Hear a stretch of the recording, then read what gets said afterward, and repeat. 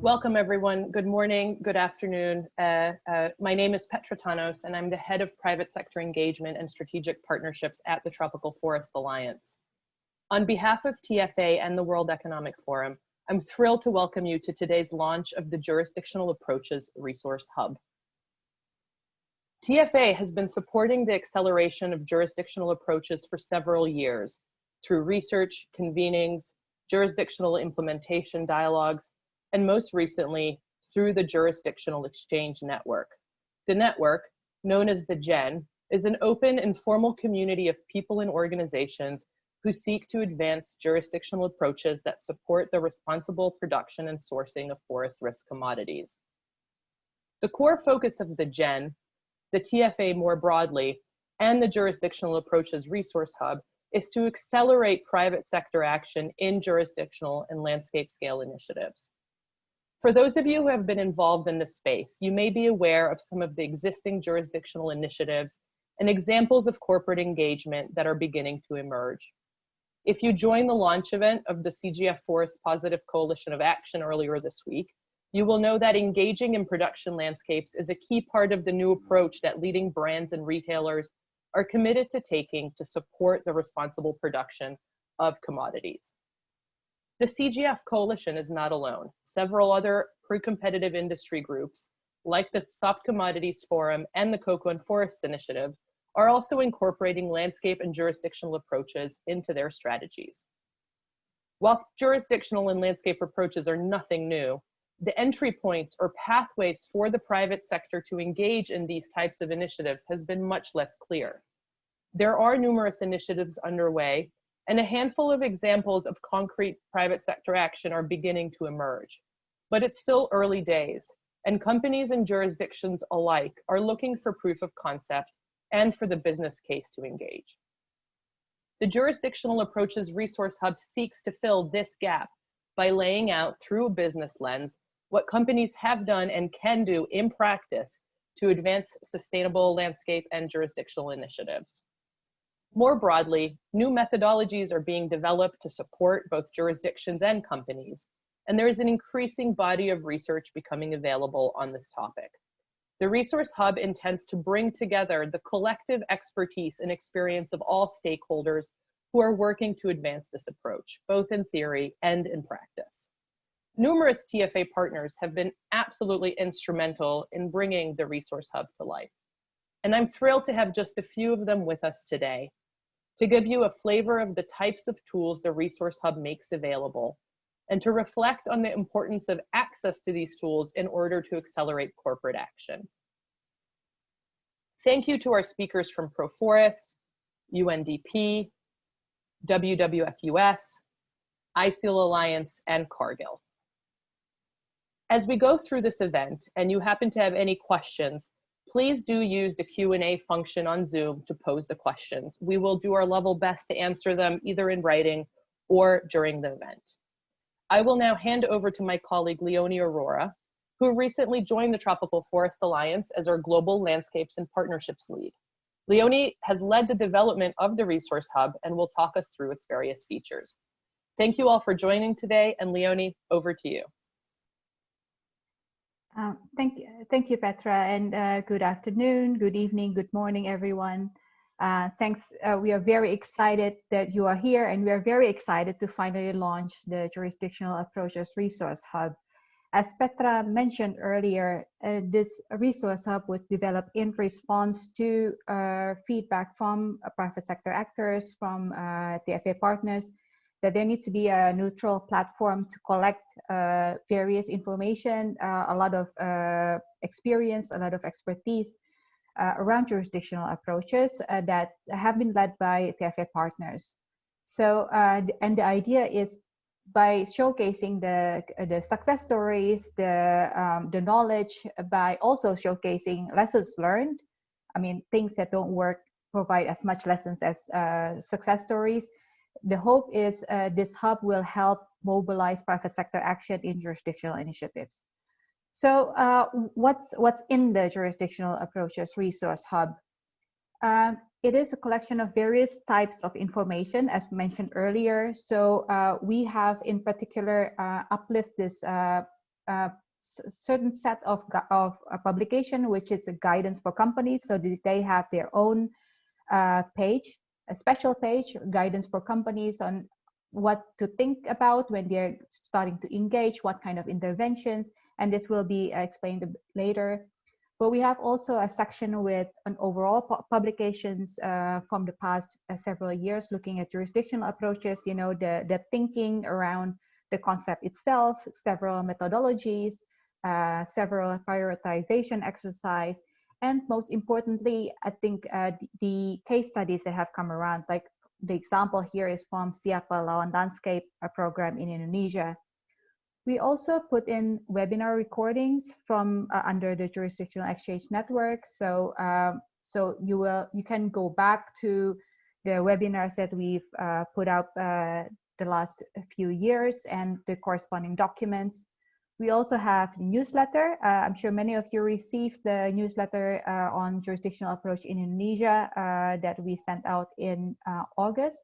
There is a hope of expanding this to Southeast Asia version and maybe look at also other regions in the future. But also in this section, you have the archives from that highlight actually progress of jurisdictional approach in Indonesia.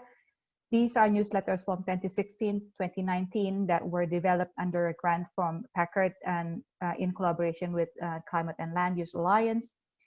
And we have also a section with useful websites.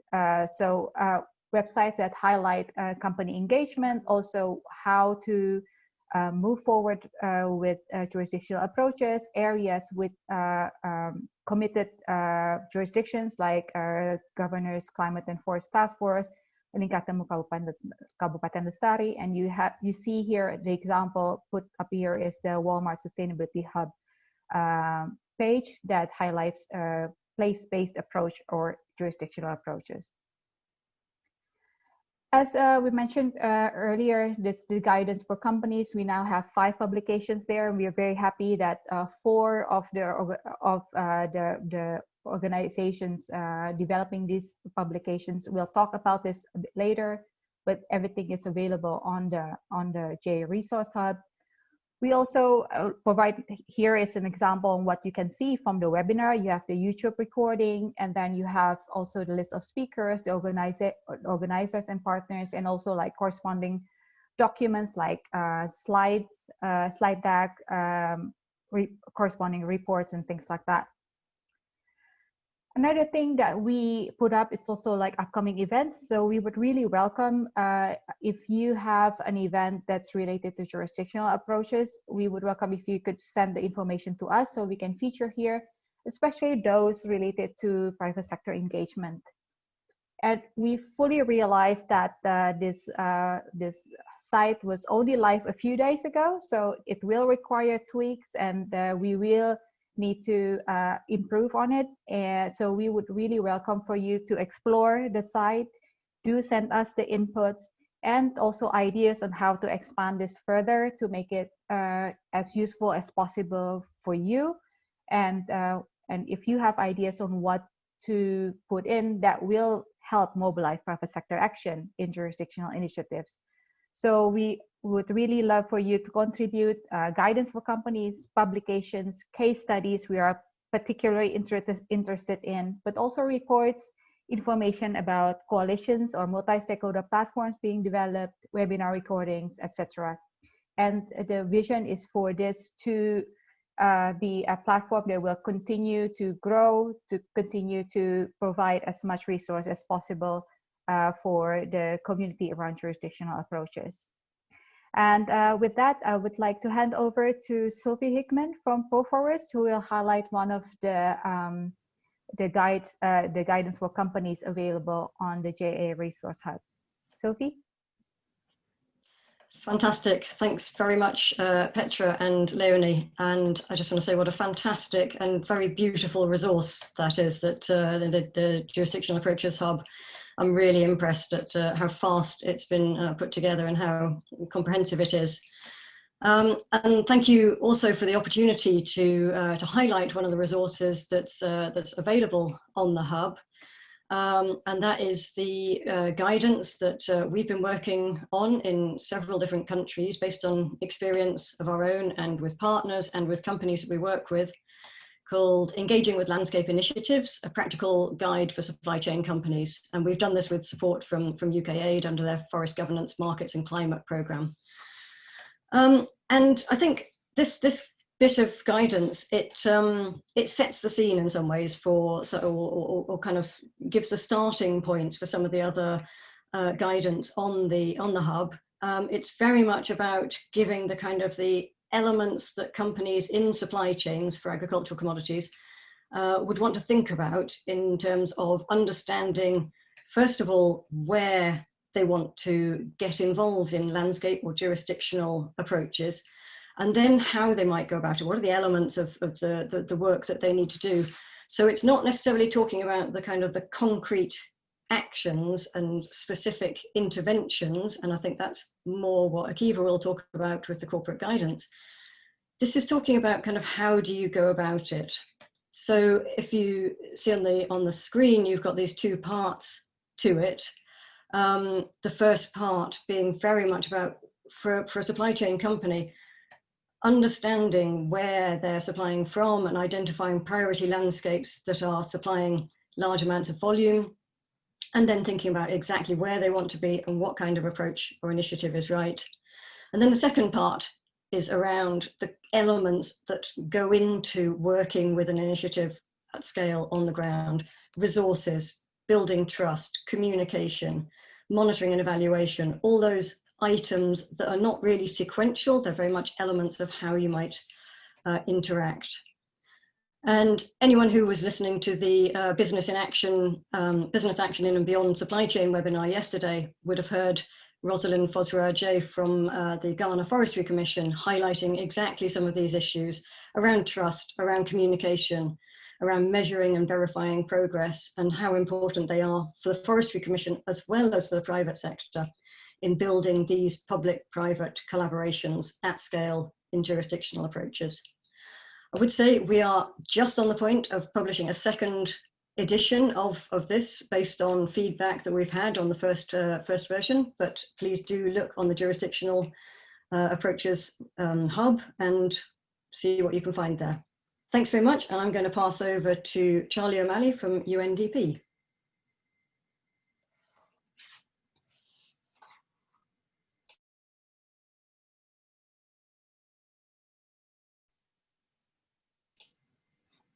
Charlie, we don't seem to be able to hear you. Famous line, I seem to be muted. So last year we produced some guidance called Value Beyond Value Chains, deliberately a slightly provocative title in terms of, well, what on earth could be the value outside of your own value chain? And what we tried to argue in this guidance note was that companies need to think beyond the value chain in terms of the enabling conditions, particularly looking at the enabling conditions for sustainable production. So UNDP, we have offices in well, 170 countries, but amongst those, all of the countries where forest risk commodities are produced. And one of the key things we do is work with governments on the kind of the policy environment. And in relation to sustainable agriculture, we're looking at the policy environment for sustainable production, both ensuring the right policies and incentives are in place, but also that they are monitored and enforced. We borrowed from ProForest this image at the top on the right, which sort of is intended to represent the status quo on the left, where best practice has driven the kind of the two silos up in terms of performance. So things like RSPO certification in palm oil has driven performance of best practice up to a good level, but the overall production landscapes haven't necessarily improved. So you've got this two-tier production system.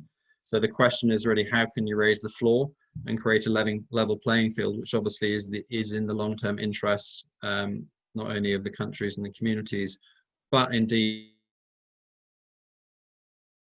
of drive more sustainable production.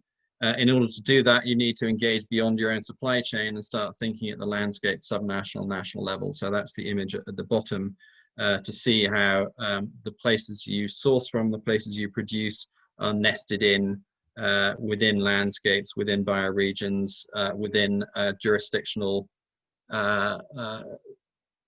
territories, whether at the subnational or national level. And what this guidance note does is help companies think through, okay, well, how do I engage at these levels? Maybe I haven't done this before.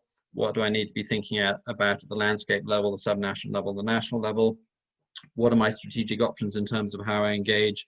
What are the considerations in how I engage? And we're working on a second edition of this guidance note, which will go into some more depth on that. But like all the other papers on this, you'll find this on the Resource Hub, and we welcome your feedback and suggestions on where you would like us to, what you'd like us to look at next. With that, I will hand over to Akiva Fishman at WWF. Thanks so much, Charlie. And hi, everyone. It's great to be with you. I am Akiva Fishman, and I work with WWF on the public-private interface around commodity-driven deforestation. And I'm really excited to introduce you to this new set of practical guidance for companies focused on what they can specifically do to advance landscape-scale action for forests, people, and sustainable production. And this guidance really picks up where the guidance that Sophie and Charlie just described leave off. This guidance was born out of a realization on the part of the contributors that we've really reached a new phase in the evolution of landscape and jurisdictional approaches. For many years now, WWF and other partners have helped companies set strong sourcing commitments and put in place robust systems to implement them. And over the last 5 years or so, I would say, we've increasingly helped companies understand that their supply chain risks and responsibilities extend beyond their own supply chains and require that they engage in key production landscapes and initiatives that deal with the systemic drivers of deforestation and conversion. In this time, jurisdictional approaches went from a concept that was generally new to companies and often felt foreign to one that companies now increasingly not only understand, but appreciate as crucially important. Petra mentioned during her intro the great example of this week's announcement by the Consumer Goods Forum that they've embedded jurisdictional approaches within their new forest positive strategy. We've gotten to the point where now, when I get on the phone with a company to talk about jurisdictional approaches, the response isn't, what's a jurisdictional approach and why does it matter to my company? The response is, I get it, this makes sense, but what should we actually do? So to answer this question, WWF decided with ProForest that we needed to bring together companies who are already engaging in landscape and jurisdictional initiatives and companies that are interested but are not yet engaging to hold up a business logistics lens and dig into the specific actions companies can undertake to engage in these initiatives. We agreed that TFA provided an ideal forum to do this, and this led to a workshop that we co-facilitated with Meridian Institute last year. Next slide, please. The workshop pulled leaders from many different companies in different supply chain positions and elicited so many useful insights and examples that we decided to hold 3 more workshops over the subsequent months to involve more companies in the conversation from more regions across the world. All of these discussions uncovered a clear need for consolidated business-oriented guidance to put illustrations of best practice into companies' hands and help them understand exactly how they can engage. Next slide. So that's precisely what this guidance does. It's built around these 20 concrete interventions that companies can undertake to support landscape and jurisdictional sustainability initiatives. These come straight from the brainstorming and discussions that we had during last year's company workshops and from follow-up that we did to fill in the details. Next slide. So for each of the 20 interventions, we provide highly practical information for companies on how to implement. And to show you the kind of information we give, here's one of the interventions from the guidance, which is support governments in developing jurisdictional policies, tools, and investment strategies. First, we give a handful of case abstracts that describe how companies are already implementing this intervention out in the world.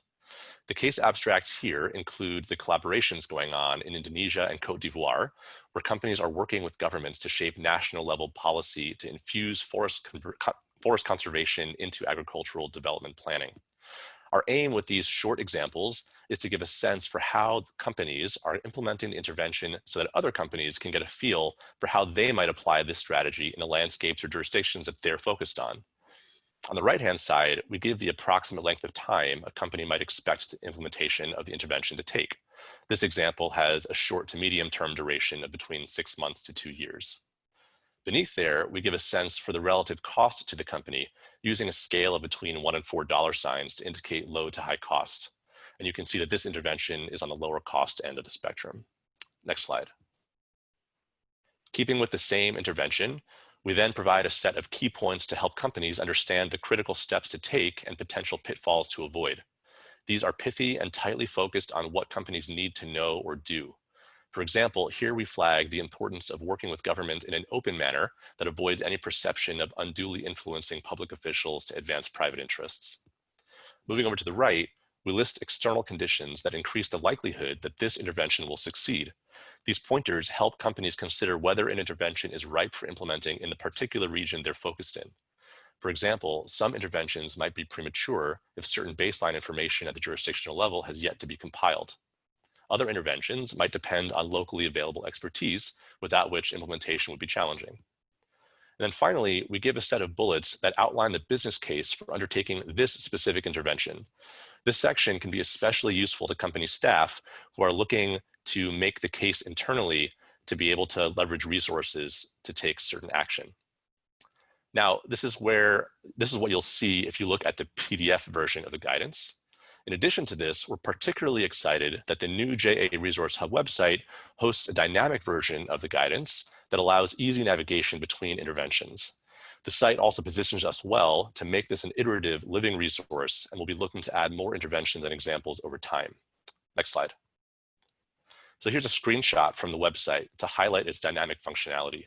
You can see that the tabs at the top offer different ways to categorize the 20 interventions depending on what's most useful to the user.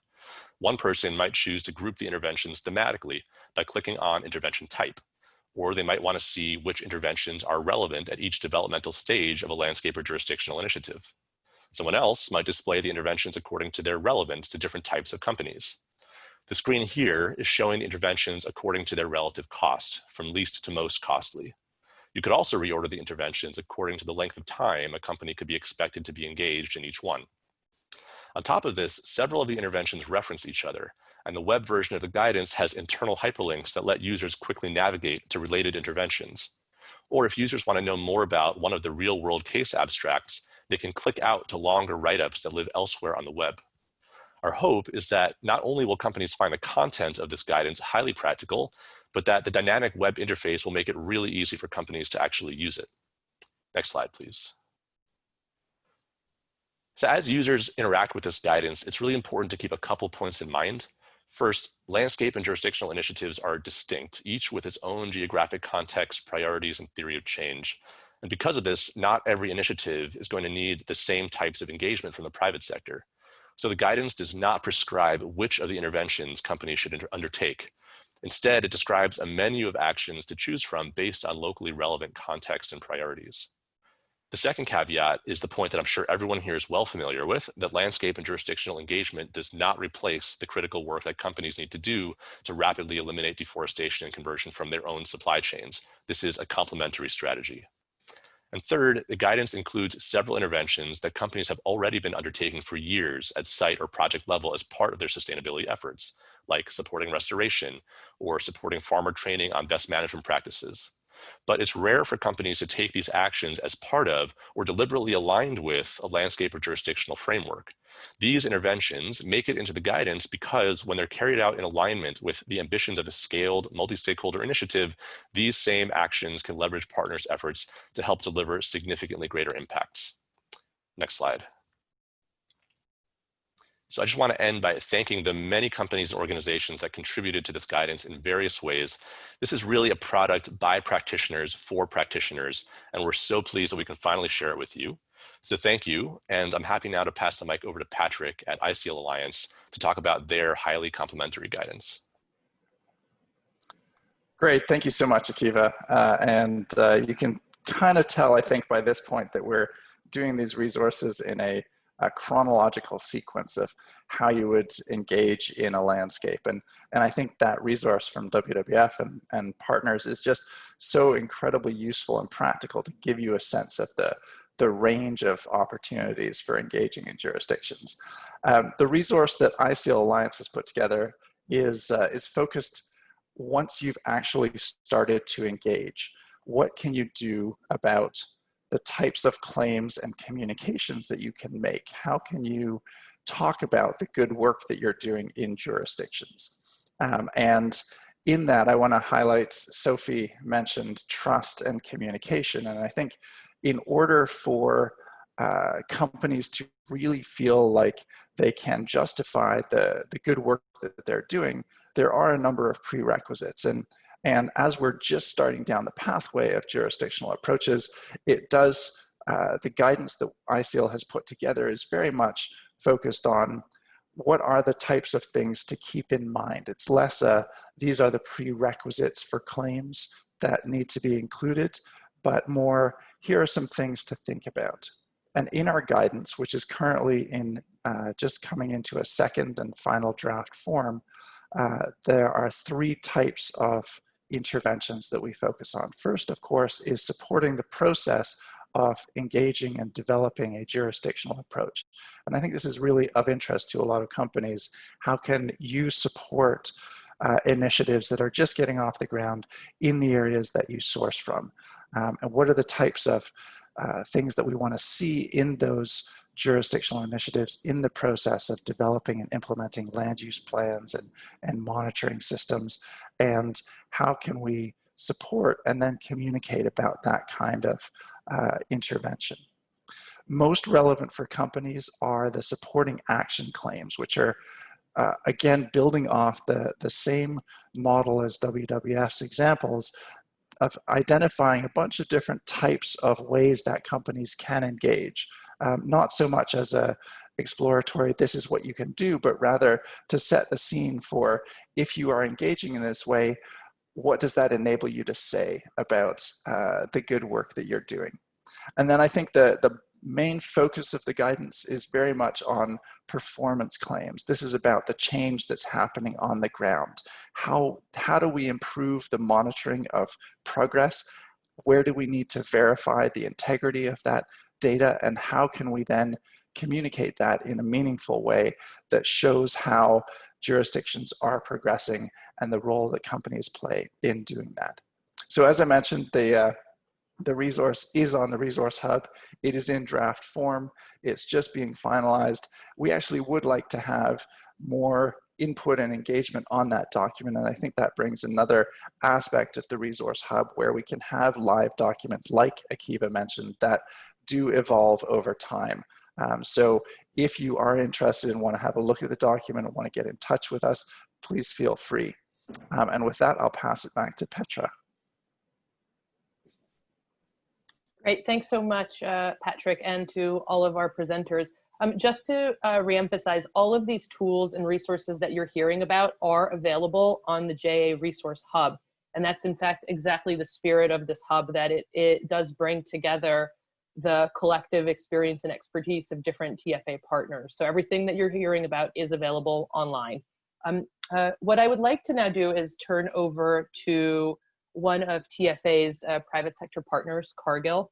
Cargill has been absolutely instrumental in the realization of the JA Resource Hub, and I wanted to turn to Nick to get some of his perspectives on what has been shared today.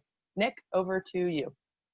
Thanks, Petra. We appreciate the opportunity to make some remarks today, and indeed the wider process of dialogue that TFA with other partners has conducted to develop the Resource Hub. And I was pleased to see in some of the pictures I think maybe Sophie put up earlier, I could spot at least a couple of my colleagues that were in those workshops. So it's great to see.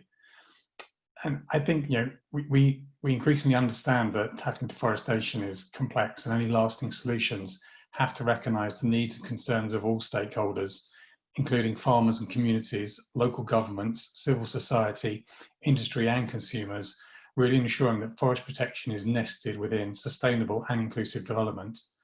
And so, you know, within a broader framework of collective action, we see the jurisdictional approach connecting global policies with important local level realities and priorities.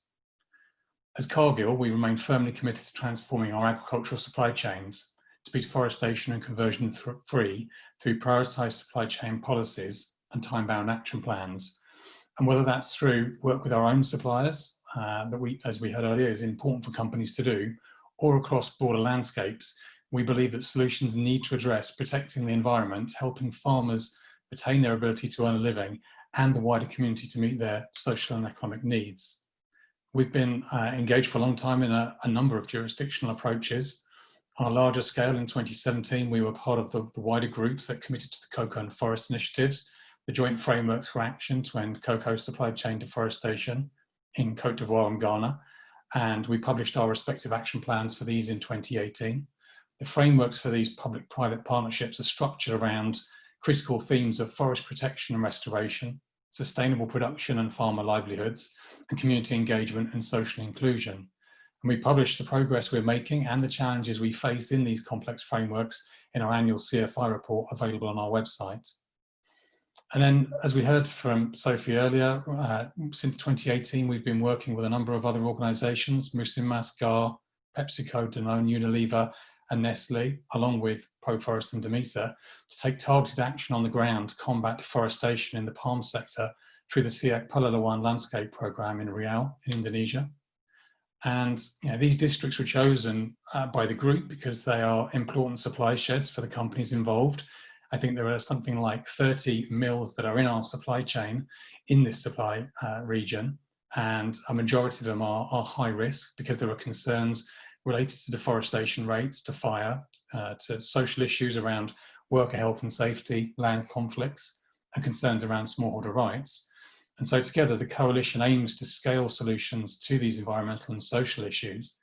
And frankly, it's taken time to align on shared objectives and resources as we seek to empower local organisations to improve farmer livelihoods, and over the next 4 years, ultimately transition larger parts of both districts to sustainable landscapes that protect forests and those working in and around agriculture. And then more recently, with NGO and technical partners, we've stepped up our engagement with AIVA, the largest producer association in the state of Bahia in Brazil, and its members to jointly develop projects and programs that will help expand sustainability in the region. And our emerging work there with local soy farmers, the intention is in Western Bahia to better improve access to resources and information around sustainable farming methods, and improve on-farm social, environmental, economic, and health and safety indicators. And whilst we're making good early progress, in order to eliminate deforestation long-term in that region and beyond, we need practical tools and resources to really build trust further. It's just so vital with so many polarized opinions as to what to do in some of these geographies, and elevate this to a broader, this cooperation to a broader set of stakeholders that ultimately includes local public administration in the region and other sectors, as well as those in destination markets. So maybe in summary, I'd say that much like supply chains, environmental and social impacts often span physical and political boundaries and affect multiple stakeholders.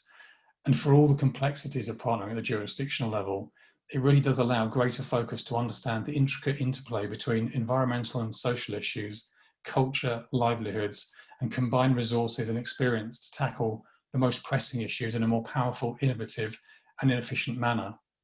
And so given the urgency for forest positive action, as Cargill, we welcome and are pleased to support the efforts of the new hub launching today. Thanks, Petra. Back to you.